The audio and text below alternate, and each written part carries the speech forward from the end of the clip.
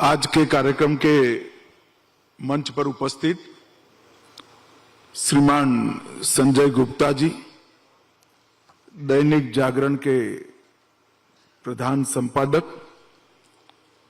श्री प्रसून जोशी जी, प्रसून जी के लिए मैं इतना ही कहूंगा कि लब्ध प्रतिष्ठित साहित्यकार है।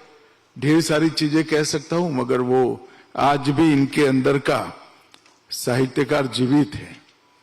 और आज स्मृति व्याख्यान में आए हुए सभी सम्मानीय गुणीजन, आप सभी को मेरा प्रणाम, राम राम। साहित्य सृजन पुरस्कार,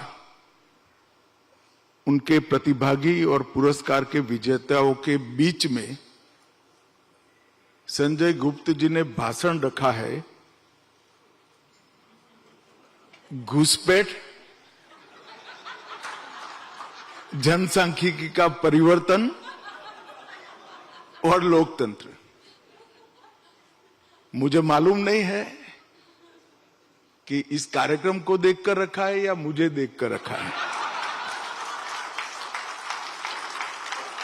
मगर मैं गुप्त जी को बताना चाहता हूं, मैं मेरी युवावस्था में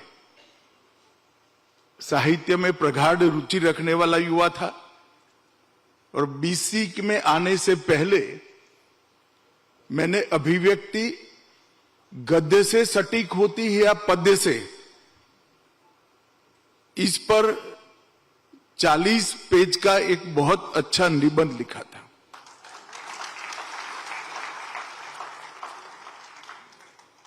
भाषा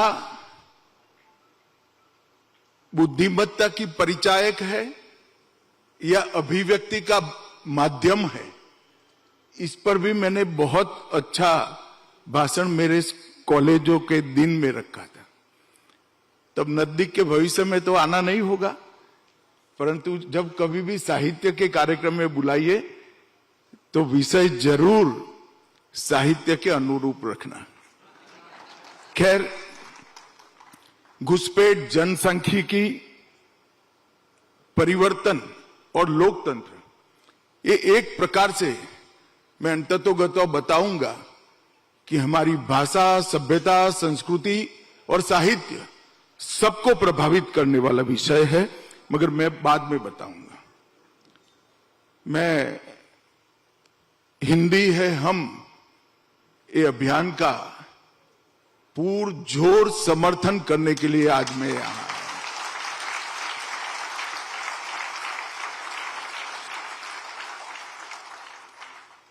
मित्रों, हिंदी है हम एक वाक्य जो है, हमें हमारी हजारों साल की बहती हुई सांस्कृतिक नदी के साथ जोड़ने वाला वाक्य है।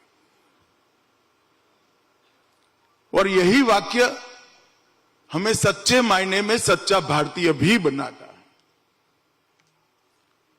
क्योंकि कोई भी राष्ट्र अपनी सांस्कृतिक धारा से कटकर चल नहीं सकता।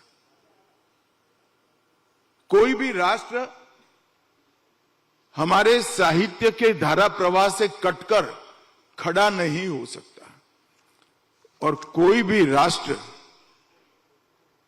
अपनेपन के गौरव को छोड़कर विश्व में सम्मान प्राप्त नहीं कर सकता।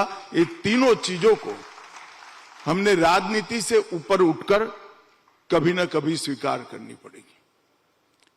आज मैं नरेंद्र मोहन जी के स्मृति व्याख्यान में आया हूं और आयोजक दैनिक जागरण है। नरेंद्र मोहन जी के लिए काफी कुछ कहा जा सकता है, मगर मैं तो पढ़ा हुआ और सुना हुआ ही कह सकता हूं, मैं कभी उनको जीवन में मिला नहीं। कल ही संयोग से एक पत्रकार से बात हुई जिनका कैरियर जागरण से शुरू हुआ था। तो मैंने कहा, कल मैं नरेंद्र मोहन स्मृति व्याख्यान में भाषण देने जा रहा हूं। तो उन्होंने कहा सच्चे पत्रकार थे। तो मुझे थोड़ा इंटरेस्ट पड़ा, मैंने बोला क्यों ऐसा पूछते हो? क्यों ऐसा कहते हैं आप? तो उसने कहा, मैं जागरण से मेरा करियर शुरू हुआ, बहुत छोटा सा पत्रकार था, और नरेंद्र मोहन जी भारतीय जनता पार्टी की टिकट से चुनकर राज्यसभा में आए। तो सभी पत्रकारों ने उनको कहा कि भाई, इससे हमारी छवि जो है अखबार की, ये धूमिल नहीं हो जाएगी? अखबार से जो एक प्रकार से स्वतंत्र और तटस्थ पत्रकारिता का जो अपेक्षा होता है, उस पर सवालिया निशान नहीं लगेगा। तो नरेंद्र मोहन जी ने उन पत्रकार को जवाब दिया था कि मेरे पास सिर्फ एडिटोरियल है, आपके पास 18 पेज है, आप लोगों को जो लिखना है वो लिखना, मैं कभी रोकूंगा नहीं, टोकूंगा। और मित्रों, तंत्री के लिए, एडिटर के लिए बहुत महत्वपूर्ण चीज है। राजनीति के घटनाक्रम के लिए, देश के सुलगती हुई समस्याओं के लिए, उसके निराकरण के लिए, या फिर देश की अलग अलग क्षेत्र के जागरूक प्रतिनिधि के रूप में तंत्री लेख आप लग सकते हो, मगर आप कैसे ऐसी इच्छा रख सकते हो कि तंत्री के इच्छा के अनुसार ही सारे पत्रकार अपना लेखन करें? और नरेंद्र मोहन जी ने ये बंधन कभी अपने पत्रकारों पर नहीं रखा था, ऐसा मुझे उन्होंने कहा था। और जब आपातकाल लगा तो हमारे देश के लोकतंत्र का टेस्ट एक परीक्षा थी कि 27 तारीख के अखबार कैसे निकलते हैं, और एक प्रकार से इस देश की पत्रकारिता की भी परीक्षा थी कि 27 तारीख के अखबार कैसे निकलते हैं। और नरेंद्र मोहन जी ने जो, मतलब जागरण ने जो उस वक्त लड़ाई लड़ने का काम किया, उसके कारण उनको जेल में भी जाना पड़ा। ये बहुत बड़ी लड़ाई ढेर सारे लोगों ने लड़ी, मगर वो सम्मान योग्य है। और एक बात मैं दैनिक जागरण के लिए भी कहना चाहता हूं। आते वक्त मैं सोचता था कि कहूं या न कहूं, मगर मंच पर प्रसून जी ने हिंदी के लिए बात करी तो मुझे लगा कह ही देना चाहिए। मित्रों, मैं गैर हिंदी भाषी क्षेत्र से आता हूं, गुजरात से आता हूं। मेरी पढ़ाई लिखाई भी गुजराती माध्यम की स्कूल में हुई है, और अंत तक मैं गुजराती माध्यम में ही पढ़ा। मैं जब राष्ट्रीय राजनीति में आए तब मेरी हिंदी बहुत अच्छी नहीं थी, ढेर सारे गुजराती शब्दों के प्रयोग हो जाते थे, व्याकरण की भी बहुत सारी गलतियां होती थी। मगर 2010 में कांग्रेस पार्टी ने मुझे एक केस में फंसा दिया, और जब तक मैं निर्दोष नहीं छूटा, मुझ पर से आरोप पूर्णतया नहीं हटाए, मैं दिल्ली में रहा। तो गुजरात भवन में मेरा सुबह, और कोई ज्यादा काम था नहीं, काम कर सके ऐसी स्थिति भी नहीं थी, बहुत कम लोग उस वक्त बुलाते थे मुझे। तो गुजरात भवन के कमरे में मेरा 12 बजे तक का कार्यक्रम था, दैनिक जागरण के प्रथम पेज का पूर्ण गुजराती अनुवाद करना और मेरी हिंदी को अच्छी करना।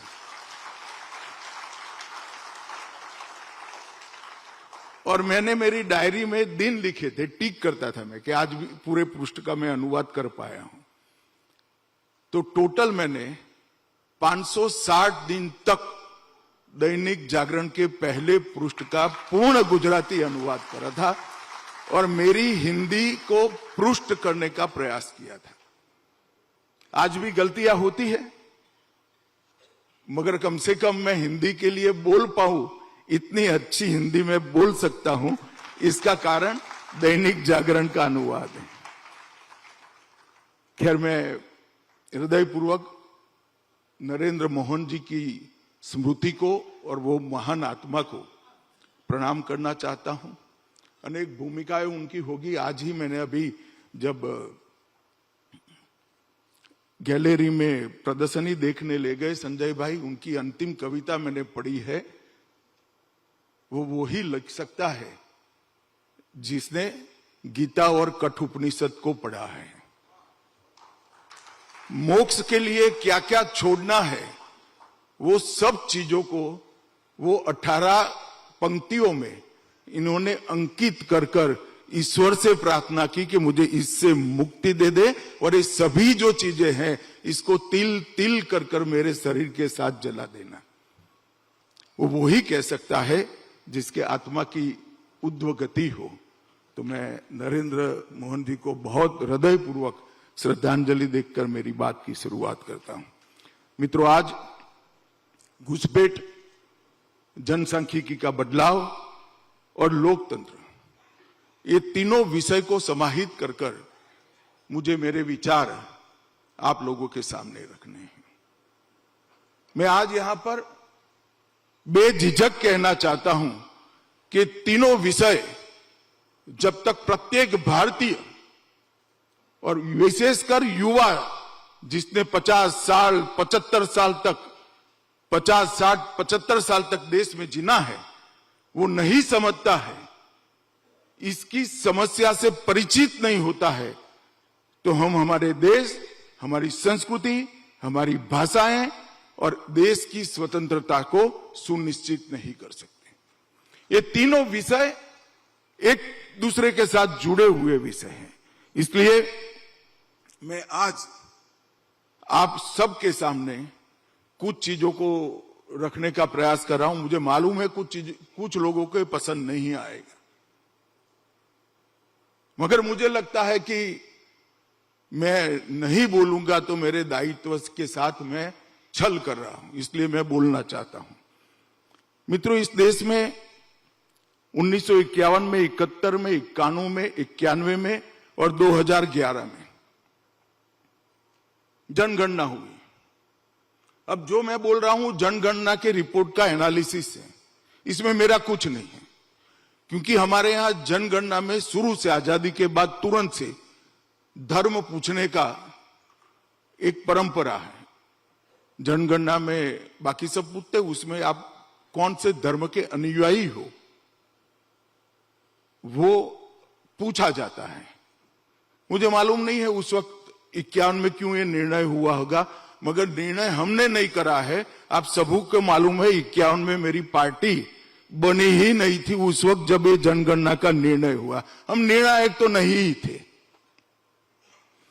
मैं आज आंकड़े बताना चाहता हूं। 51 की जनगणना में हिंदू 84% थे और मुस्लिम समाज की आबादी 9.8% थी। 71 में 82% हुए हिंदू और मुस्लिम समाज की आबादी 11%। 91 में 81% हुए हम और मुस्लिम समाज की आबादी 12.12% हुई। और 11 में 79% हुए और मुस्लिमों की संख्या 14.2% हुई। इसमें ऐसे संशय में मत रहिएगा क्योंकि मैं क्यों दो ही धर्म की आबादी बोल रहा हूं, क्योंकि मैं घुसपैठ की बात करना चाहता हूं, इसलिए इसकी बात है। और इसके रेफरेंस में बाद में मैं बताऊंगा हमारा विभाजन भी है। अगर देश का विभाजन न हुआ होता तो धर्म के आधार पर जनगणना करने की कभी जरूरत ही नहीं पड़ती, परंतु देश का विभाजन चूंकि धर्म के आधार पर हुआ है तो इसीलिए शायद कांग्रेस के नेताओं ने 51 की जनगणना से धर्म को पूछना मुनासिब समझा होगा।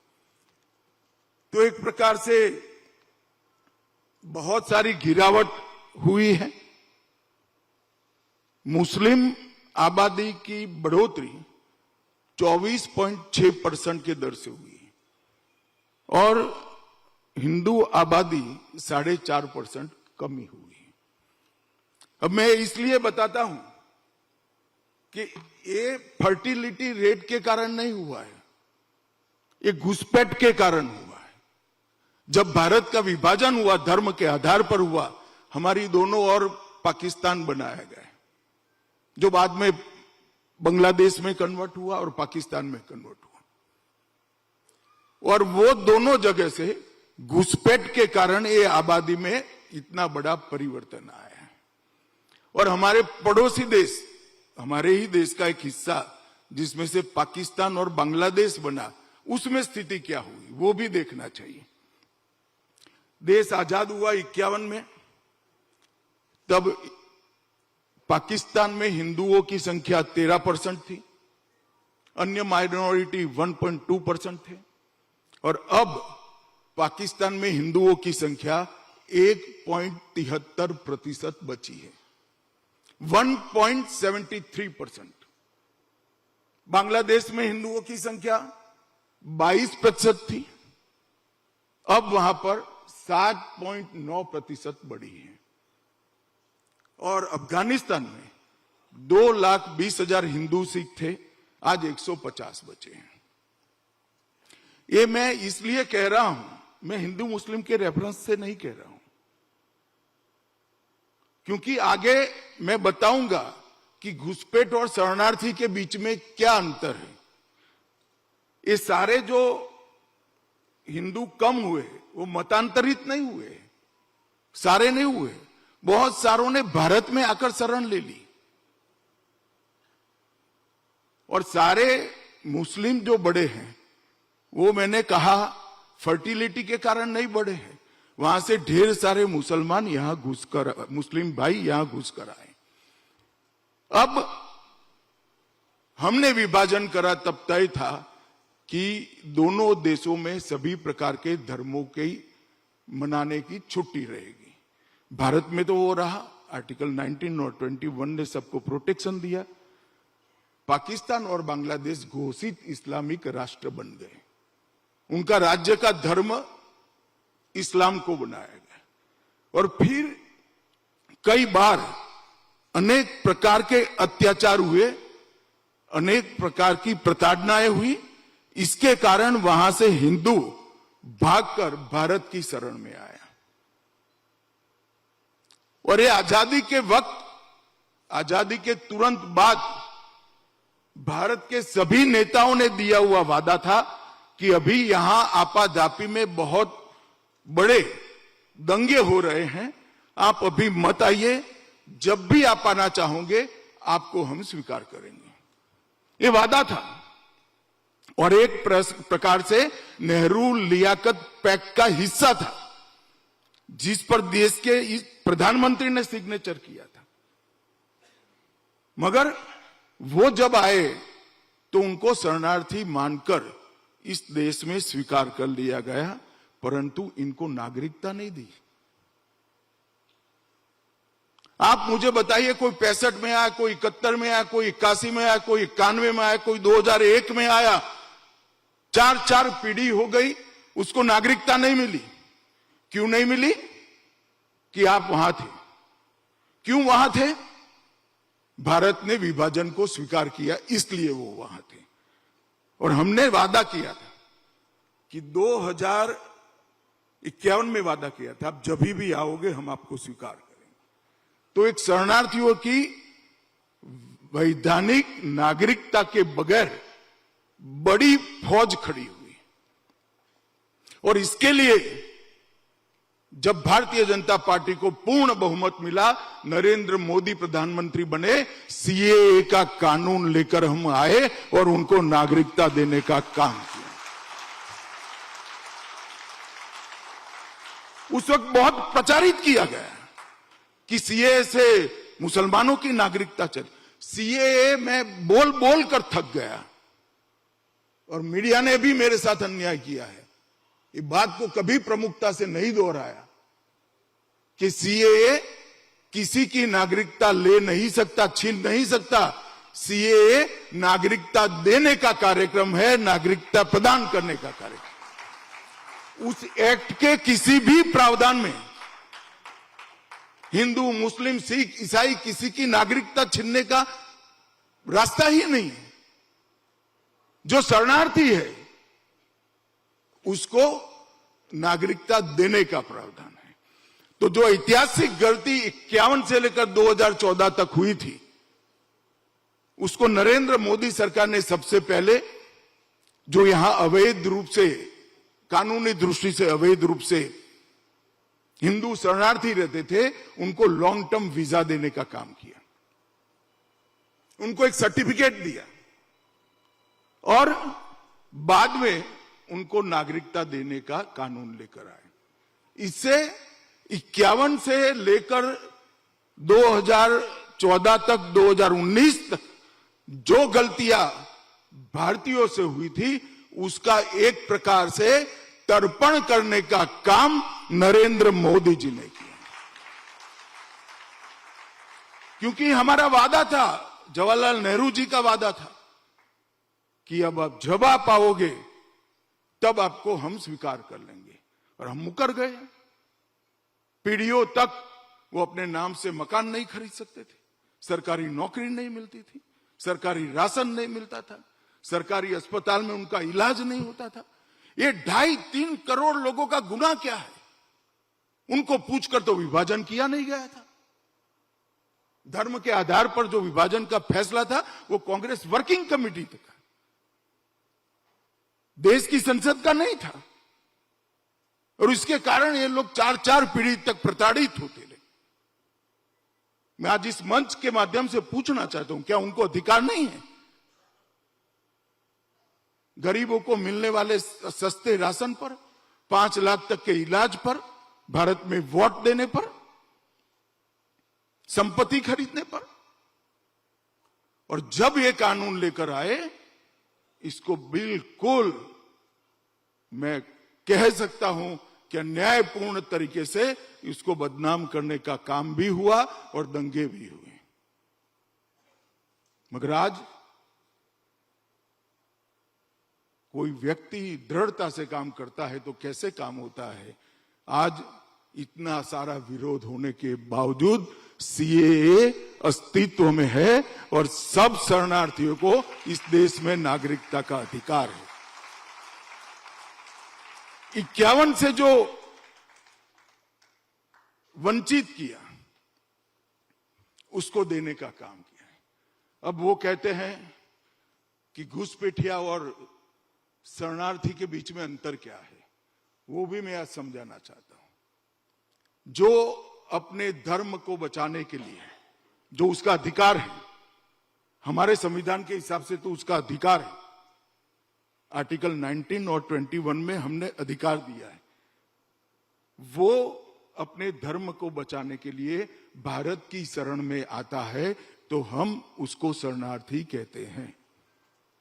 अब धर्म बचाने के लिए सिर्फ हिंदू नहीं आए, हिंदू भी आए, बौद्ध भी आए, सिख भी आए, क्रिश्चियन भी आए, तो हमने सबको नागरिकता देने का सीएए में प्रावधान किया है। अब एक डिमांड आती है, तो बाकी घुसपैठिए कौन है? अब जिसके लिए, जिस पर धार्मिक प्रताड़ना नहीं हुई है और आर्थिक कारणों से या अन्य कारणों से देश में अवैध रूप से आना चाहते हैं, वो घुसपैठिए हैं। और फिर दुनिया में जिसको भी यहां आना है उसको आने दे, तो ये देश एक प्रकार से धर्मशाला बनकर रह जाएगा, हमारा देश चल नहीं पाएगा। हर एक को यहां आने की स्वतंत्रता नहीं है। विभाजन के परिप्रेक्ष्य में जिनके साथ वहां अन्याय हुआ है वो यहां आए, स्वागत है। मैं इस देश के गृह मंत्री नाते कहता हूं, जितना मेरा अधिकार इस देश की मिट्टी पर है, इतना ही पाकिस्तान बांग्लादेश के हिंदुओं का अधिकार इस देश की मिट्टी पर है।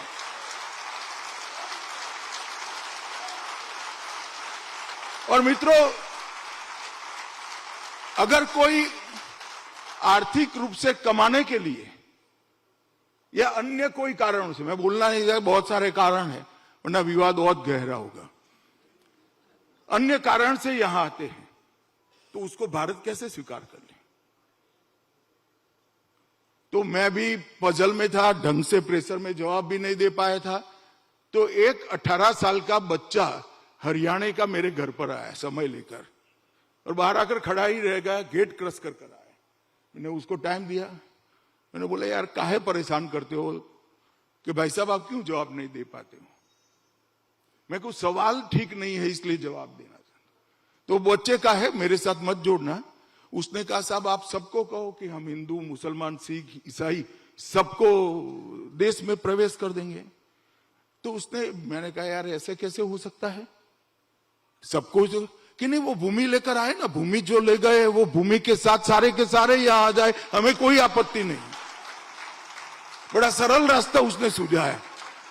मैंने बेचारे को चाय नाश्ते कर कर भेजा। मैं कुछ देश ऐसे नहीं चलता है भाई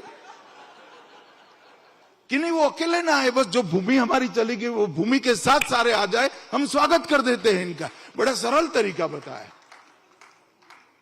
मगर मैं भी जानता हूं ये संभव नहीं है, जब होगा तब होगा। परंतु अभी शरणार्थी और घुसपैठिया, अभी शरणार्थी और घुसपैठिया दोनों को एक पेज पर रखकर नहीं सोचना चाहिए। जो हमारे संविधान को जानते हैं, जो हमारे इतिहास को जानते हैं, जो हमारे देश की राजनीतिक इतिहास को जानते हैं, उन्होंने कम से कम एक गलती नहीं करनी चाहिए। हमारा संविधान बहुत स्पष्ट है। इस देश में हर एक व्यक्ति को अपने धर्म के अनुसार अपने ईश्वर की उपासना करने का अधिकार है। इसमें किसी ने दखल नहीं देनी चाहिए। इस देश में रहना जिन्होंने पसंद किया वो सभी मुसलमानों को कोई डिस्टर्ब नहीं, इनकी नागरिकता पर कोई सवाल नहीं। मगर आप घुसपैठ कर कर आते हो, अलग अलग उद्देश्यों से आते हो, तो आपको जरूर घुसपैठे का लेबल लगेगा और वो लगाना चाहिए शासन ने। फिर कुछ लोग दलील करते हैं कि अगर वो भारत में ही रहना चाहते हैं तो हम क्यों सीमित करते हैं। कुछ सीमित नहीं करते हैं, इसके लिए भी कानून है। पाकिस्तान से किसी भी धर्म का व्यक्ति एप्लीकेशन करे और एप्लीकेशन करके वैध तरीके से पासपोर्ट लेकर, वीजा लेकर आए, हम उनके क्रेडेंशियल देखकर उनको नागरिकता देंगे। ये रास्ता खुला ही है। मगर आप अवैध तरीके से घुसपैठ करोगे तो सीमाएं पोरस नहीं हो सकती, सीमाओं से घुसपैठ नहीं होनी चाहिए और उनको संभालना भी चाहिए। और मित्रों, कुछ जगह कैसा हुआ, 2011 में आसाम में जनगणना हुई, क्योंकि 2011 की जनगणना एक प्रकार से हमारे शासन में नहीं हुई थी। तो सारे लिबरल्स, जितने भी उदात्त विचार के प्रतिनिधि है वो, और कांग्रेस, हम पर आरोप नहीं कर सकते क्योंकि वो कांग्रेस के टाइम। 2011 की जनगणना में आसाम के अंदर दशकीय वृद्धि दर मुस्लिम भाइयों का 29.6% हुआ, जो संभव ही नहीं है। अगर घुसपैठ नहीं हुई है तो ये संभव ही नहीं है। और पश्चिम बंगाल के कई सारे जिलों में ये वृद्धि दर 40% क्रॉस कर गया। जो कह रहे हैं कि घुसपैठ काल्पनिक चीज है, उनको मैं कहना चाहता हूं आप कैसे जस्टिफाई करते हो। और ये वृद्धि दर बॉर्डर के जिलों में 70% मैं तो राज्य की एवरेज बता रहा हूं। यही साबित करती है कि घुसपैठ बनती है, होती है। पार्लियामेंट में विशेषकर तृणमूल कांग्रेस और कांग्रेस की सांसद मुझ पर आरोप करते हैं कि चलो पहले जो हुआ वो हुआ, अभी हो रही है या नहीं हो रही है। मैंने कहा अभी भी हो रही है। तो उन्होंने कहा तो जिम्मेदारी किसकी है, बीएसएफ किसकी है? आपकी जिम्मेदारी है। मैं कहा मेरी जिम्मेदारी है भाई, मगर एक बार देश की सीमा देख कर आओ। सिर्फ बांग्लादेश के सीमा पर कई सारे झरने, महासागर जैसी नदियां, कई सारा जंगल का एरिया, कई सारी पहाड़ी चोटियां है जहां बॉर्डर नहीं बनी है और वहां से घुसपैठ कोई नहीं रोक सकता है। वहां से घुसपैठ होती है, पकड़ते भी हैं, रोकते भी हैं, गोलियां भी चलती है।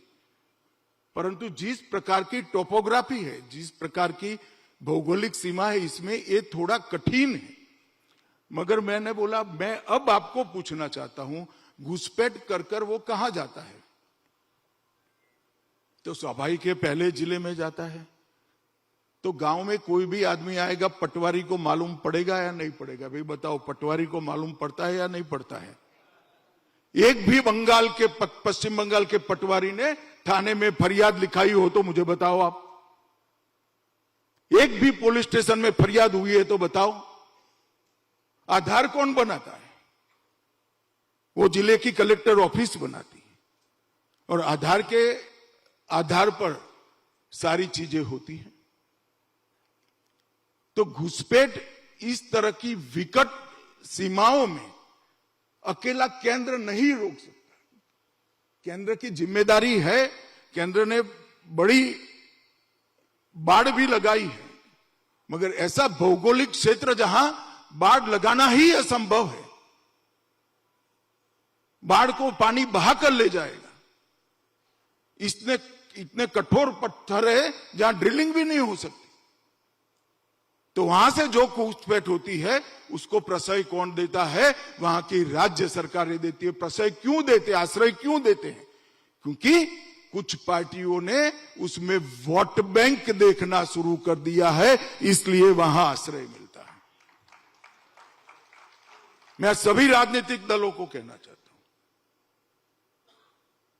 घुसपैठ का मुद्दा, जनसांख्यिकी का मुद्दा, SIR का मुद्दा, इसको राजनीति से मत जोड़िए। एक समय आएगा आप भी नहीं बचोगे। ये राजनीतिक मुद्दा नहीं है, देश का मुद्दा है। कोई व्यक्ति अवैध रूप से घुसकर देश में आता है और आपका जिले का तंत्र उसको आइडेंटिफाई नहीं करता है, तो कैसे रोक सकता है कोई इसको? हमारे यहां भी सीमा है, गुजरात में भी सीमा है, राजस्थान में भी सीमा है। क्यों घुसपैठ नहीं होती है भाई?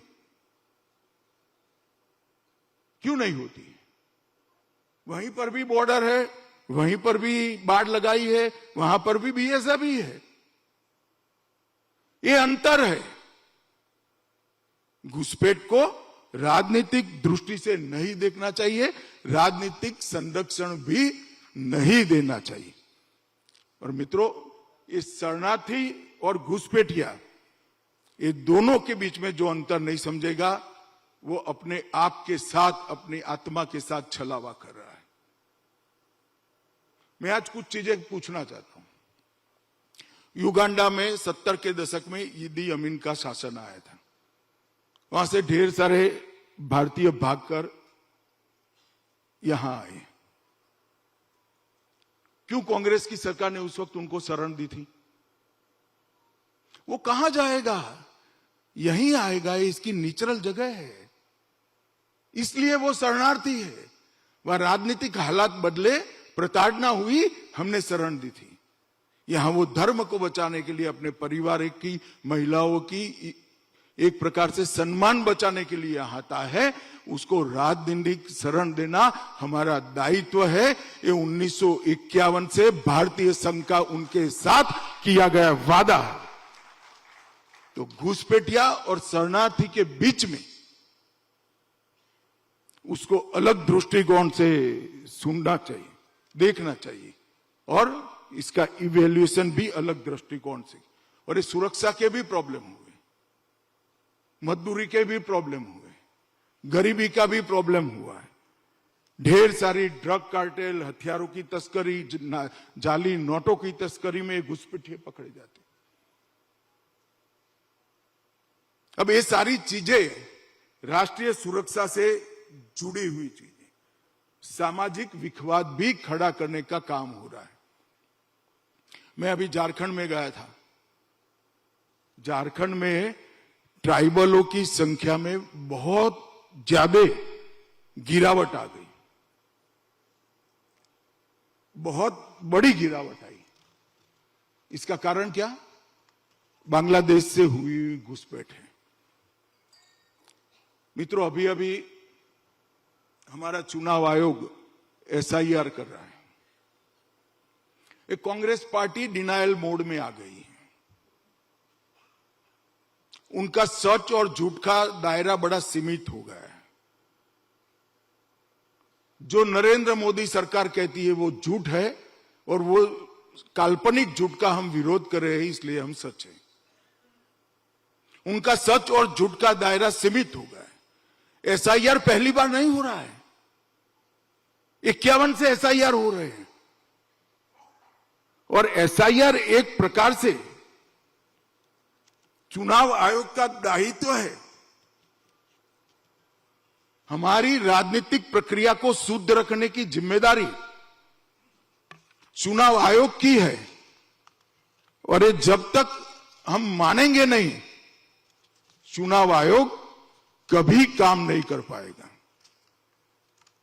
हमारे संविधान के अंदर फ्री एंड फेयर चुनाव करने की जिम्मेदारी चुनाव आयोग को दी है, और फ्री एंड फेयर चुनाव तभी हो सकता है जब हम मतदाता सूची मतदाता की व्याख्या के अनुरूप करें। हमारे लोक प्रतिनिधित्व कानून के अंदर मतदाता की व्याख्या की गई है।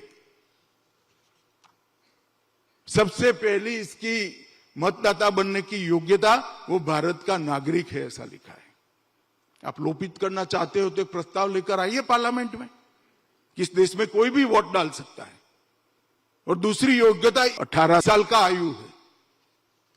अब आप 18 साल का आयु पूछोगे है या नहीं है, तो एसआईआर में पूछना पड़ेगा। और आप भारत के नागरिक हो या नहीं हो, वो एसआईआर में पूछना पड़ेगा। वो भी समझते हैं कि ये पूछना पड़ेगा, परंतु वो इसलिए विरोध कर रहे हैं, इसके कारण जो वोट कटते हैं वो वोट उनकी वोट बैंक जो मानकर बैठे हैं उनके कटते हैं। मित्रों, ये चुनाव आयोग का दायित्व है मतदाता सूची का शुद्धिकरण। अगर चुनाव आयोग नहीं करेगा तो पॉलिटिकल पार्टी करेगी क्या? और फिर भी चुनाव आयोग के प्रक्रिया से कोई भी आपत्ति हो, कोर्ट में जा सकते हो, इसके खिलाफ जुलूस निकाल सकते हो क्या? इसके खिलाफ जुलूस नहीं निकाल सकते। ये संवैधानिक मर्यादाओं का हर दृष्टि से उल्लंघन है। सुप्रीम कोर्ट में गए, सुप्रीम कोर्ट ने मॉनिटरिंग में चल रहा है एसआईआर, फिर भी आप स्वीकार नहीं करोगे। और मित्रों, कई क्षेत्रों के अंदर 30%, 20%, 15%, 11% घुसपैठिए पकड़े गए हैं। ये चुनाव आयोग का मतदाता शुद्धिकरण का जो कार्यक्रम है, मतदाता सूची शुद्धिकरण का एसआईआर, मैं सभी को कहना चाहता हूं कि मतदाता की उम्र 18 साल है या नहीं है, वो उनको पूछना ही पूछना है। और मतदाता देश का नागरिक है या नहीं है, वो पूछने का अधिकार नहीं, दायित्व हमारे संविधान ने चुनाव आयोग को दिया है, और ये प्रक्रिया में किसी ने हस्तक्षेप नहीं करना चाहिए। मित्रों, आज एक घुसपैठ की जो व्याख्या हो रही है, उसमें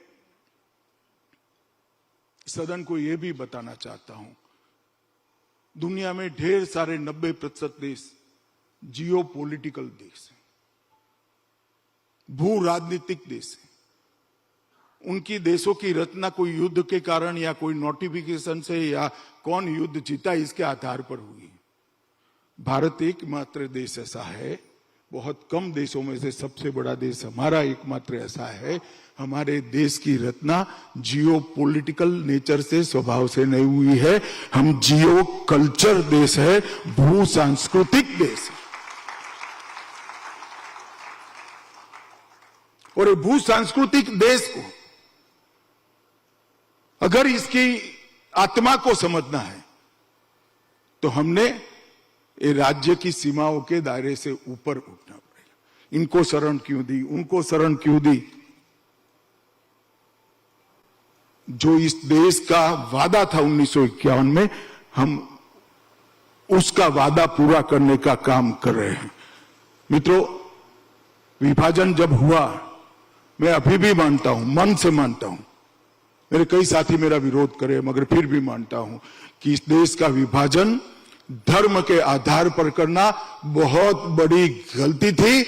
आपने भारत माता की दो भुजाओं को काटकर अंग्रेजों के षड्यंत्र को सफल कराया। ये कभी नहीं होने। हमारे यहां तो अनेक प्रकार के धर्म सदियों से चल रहे हैं। जैन धर्म कई हजारों साल से चला है, बौद्ध धर्म कई हजारों साल।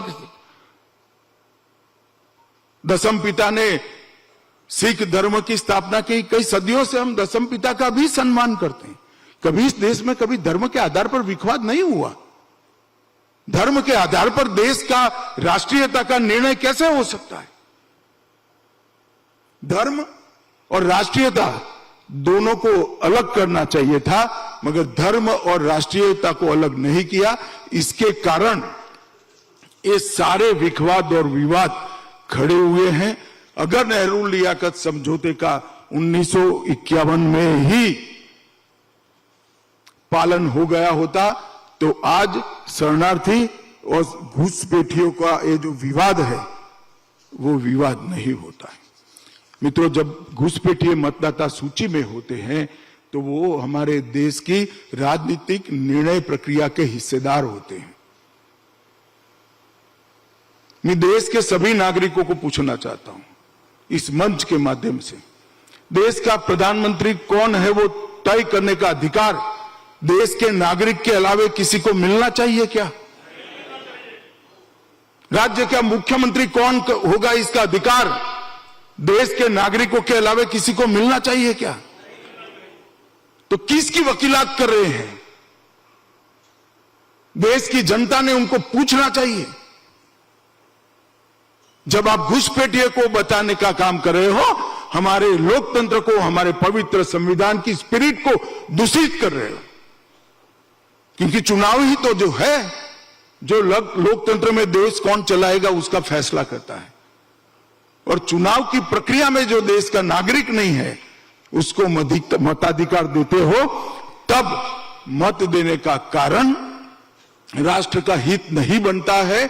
मुझे कौन इस देश में रहने देगा वो कारण से वोट की जाती है। और जब मत देने का कारण राष्ट्र का हित नहीं रहता है, लोकतंत्र कभी सफल नहीं हो सकता है। इसीलिए भारतीय जनता पार्टी ने डिटेक्ट, डिलीट और डिपोर्ट ये 3 सूत्रों को 50 के दशक से स्वीकार कर चले हैं। घुसपैठियों को हम डिटेक्ट भी करेंगे, हम पूरा प्रयास करेंगे कि मतदाता सूची से वो डिलीट हो जाए और बाद में उनके देश में उनको वापस भेजने का भी हम काम करेंगे। किसी को संशय रखने की जरूरत। और मैं मानता हूं देश की जनता ने 3D के मुद्दे पर भारतीय जनता पार्टी का समर्थन करना चाहिए, क्योंकि ये 3D देश की आत्मा को बचाने के लिए है, देश की संस्कृति को बचाने के लिए है, देश के लोकतंत्र को बचाने के लिए। इस देश में भी कई करोड़ मुसलमान रहते, कई करोड़ क्रिश्चियन भाई, बौद्ध भाई, सिख भाई रहते। किसी पर किसी ने कुछ आरोप नहीं लगाया। वो भी वोट देते हैं चुनाव प्रक्रिया में, इसे उनका स्वागत है। जो मत है उसका स्वागत है। इस देश में बहुमत में हिंदू समाज रहता है, उसने सालों तक हमें सत्ता पर नहीं आने दिया। ठीक है, सत्ता पर से निकाला भी है। कई राज्यों में भी हम चुनाव हारे हैं। अटल जी के 6 साल की सरकार के बाद भी हम चुनाव हारे थे। परिणाम जो आए वो आए, परंतु मत देने का अधिकार उसी को होना चाहिए जो इस देश की नागरिक है, इस देश की संस्कृति, इस देश की भाषा और इस देश के लोकतंत्र के साथ जुड़े हुए निष्ठा रखते हैं। मित्रों, और ये मूल दायित्व हमारा संविधान ने दिया है। अनुच्छेद 326 में वयस्क मतदाता को ही अधिकार दिया है, 18 साल का। और जो हमारा 50 और 51 में अमेंडमेंट के साथ जनप्रतिनिधि पीपल्स रिप्रेजेंटेशन एक्ट बना, उसमें मतदाता पंजीकरण, चुनाव प्रक्रिया और उम्मीदवारों की पात्रता और मतदाता की पात्रता, ये इसका सटीक जांच करने का अधिकार हमारे चुनाव आयोग को दिया है। और ये एसआईआर पहली बार नहीं हो रही है। मैं समझ सकता हूं राहुल गांधी जी को तो मालूम न हो, मगर अभी भी कुछ वरिष्ठ कांग्रेसी नेता बचे हैं, उनको तो कहना चाहिए कि भाई आपने नाना ने भी कराया था, आपकी दादी ने भी कराया था, आपके पिता ने भी कराया था, काहे को विरोध कर रहे हो? वो बोलते ही नहीं है हमने कराया था। मगर मैं निश्चित रूप से मानता हूं कि ये मतदाता सूची को शुद्ध करने का काम, ये पवित्र काम है जो हमारे लोकतंत्र को शुद्धि देगा। मित्रों, फिर से मैं कहना चाहता हूं, घुसपैठिए की इतनी बड़ी संख्या कोई देश को सुरक्षित नहीं रखती। सीमावर्ती क्षेत्र की राजनीति और कानून और व्यवस्था दोनों को वो प्रभावित कर रहे हैं। शहरी क्षेत्रों में भी भारत के गरीब मजदूरों के अधिकार को वो छीनते हैं। जनजातीय क्षेत्रों में सांस्कृतिक आक्रमण के साथ साथ जमीन पर कब्जा करने का भी अभियान चला है और ये किसी भी प्रकार से देश के हित में नहीं है। इसीलिए इस 15 अगस्त को नरेंद्र मोदी जी ने लाल किले की प्राचीर से high power demographic change mission बनाने की घोषणा की है। वो मिशन अनेक प्रकार के काम करेंगे। अवैध प्रवासन मतलब घुसपैठियों की जनसांख्यिकी परिवर्तनों का वैज्ञानिक मूल्यांकन भी वो डेमोग्राफिक मिशन करेगा। धार्मिक और समाज जीवन पर जो असर पड़ रहे हैं इसका भी अभ्यास करेगा। जनसांख्यिकी के बदलाव के संभावित कारणों का भी अभ्यास करेगा। असामान्य बसावट की पैटर्न और दीर्घकालीन प्रभाव जो सोसाइटी पर पड़ रहे हैं इसका भी अभ्यास करेगा। और सीमा प्रबंधन पर जो बोझ आता है इसका भी ये अध्ययन कर भारत सरकार को अपनी रिपोर्ट देंगे। मुझे मालूम है ये रिपोर्ट आते ही फिर से एक बार बड़ा विवाद होने वाला है, मगर विवादों और देश की सुरक्षा, विवाद और हमारे देश की संस्कृति को बचाना, विवाद और हमारे लोकतंत्र को बचाना, ये दोनों में से अगर किसी को चयन करना है तो भारतीय जनता पार्टी लोकतंत्र बचाने को, संस्कृति बचाने को चयनित करती है। और दृढ़ता के साथ जो विवाद खड़े होते हैं इसका हम जवाब देश की जनता के सामने देंगे। और मेरी देश की जनता से भी करबद्ध निवेदन है, प्रचार में आए बगैर तथ्यों की गहराई में जाइए, तथ्यों में गोता लगाकर सत्य को ढूंढ लीजिए। जब तक हम हमारे देश के नागरिकों के अधिकारों के लिए जागरूक नहीं होते हैं, विश्व में हमें कोई नहीं बचा सकता। देश के नागरिकों के अधिकार बचाने की जिम्मेदारी देश के नागरिकों की है। पड़ोस के देश से जो रिलीजियस प्रताड़ना के कारण, धार्मिक प्रताड़ना के कारण आते हैं, वो घुसपैठिए नहीं है, वो शरणार्थी है। शरणार्थियों का भारत में स्वागत है, उनको नागरिकता भी मिलेगी। अब कानून बच चुका है और घुसपैठियों के लिए डिटेक्ट, डिलीट और डिपोर्ट, ये 3 ही रास्ते बचे हैं। इतना मैं कहना चाहता हूं। फिर से एक बार जागरण को मंच देने के लिए मेरा बहुत बहुत धन्यवाद। और फिर से एक बार मैं वो पवित्र आत्मा जिनकी स्मृति में ये व्याख्यान हो रहा है, उनको श्रद्धांजलि देकर मेरी बात को समाप्त करता हूं। वंदे मातरम।